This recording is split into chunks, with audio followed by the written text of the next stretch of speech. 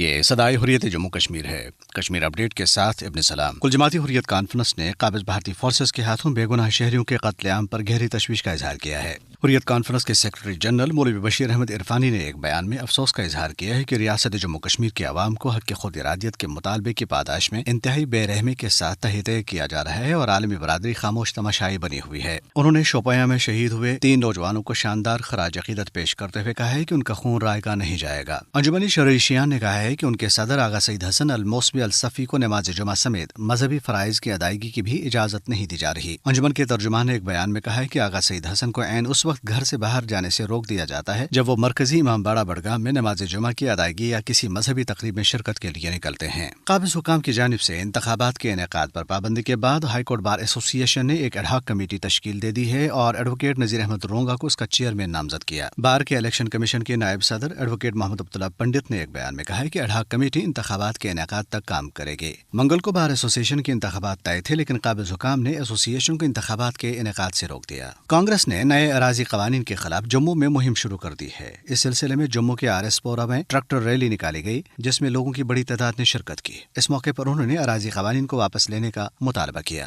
غیر قانونی طور پر بھارت کے زیر قبضہ جموں کشمیر میں میڈیا کو سنگین خطرات کا سامنا ہے کیونکہ مودی کی فسطائی بھارتی فورسز صحافیوں اور میڈیا مالکان کو بار بار انتقامی کارروائیوں کا نشانہ بنا رہی ہیں۔ کشمیر میڈیا سروس کی ایک تجزیاتی رپورٹ میں بیانہ میں قائم انٹرنیشنل پریس انسٹی ٹیوٹ کی تحقیق کا حوالہ دیا گیا ہے جس میں کہا گیا ہے کہ بھارت مخالف آوازوں کو خاموش کرنے اور صحافیوں کو سیلف سینسرشپ پر مجبور کرنے کے لیے ہراساں کرنے، دھمکیاں دینے، نگرانی اور آن لائن انفارمیشن کنٹرول سمیت ہتھ کنڈے استعمال کر رہا ہے۔ اپڈیٹ ختم ہوا۔ ذرائع ابلاغ کو جمہوریت کا اہم اور بنیادی ستون تصور کیا جاتا ہے، لیکن دنیا کے سب سے بڑے نام نہاد جمہوری ملک بھارت نے اپنے غیر قانونی زیر قبضہ جموں کشمیر میں جہاں کشمیری عوام کو دیگر بنیادی حقوق سے محروم کر رکھا ہے، وہاں اپنے جرائم کو چھپانے کے لیے میڈیا کا بھی گلا گھونٹ دیا ہے۔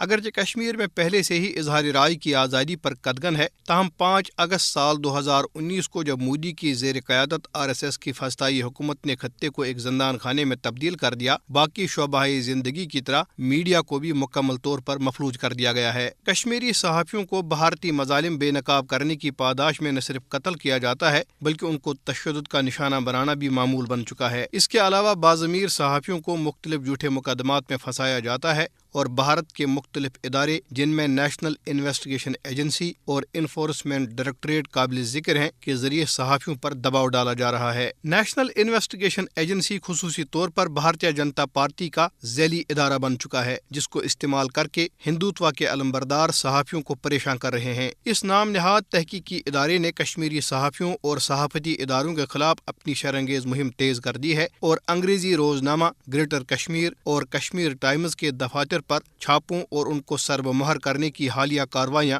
اس کی تازہ مثال ہے۔ ہندوتوا کے علمبرداروں نے کشمیر میں میڈیا کے خلاف جو اعلان جنگ کر رکھا ہے اس پر صحافتی حلقوں میں شدید اضطراب ہے اور صحافیوں کے حقوق کے لیے کام کرنے والی تنظیمیں سراپا احتجاج ہیں۔ ساتھ ہی کشمیر کے باضمیر اور غیور صحافی بھی ان اونچے ہتھ کنڈوں کے خلاف ڈٹے ہوئے ہیں۔ کشمیری صحافی جن غیر موافق حالات میں کام کر رہے ہیں اور جس طرح اپنی زندگی کو خطرے میں ڈال کر دنیا کے سامنے کشمیر کا سچ لا رہے ہیں، اس کے لیے وہ خراج تحسین کے مستحق ہیں۔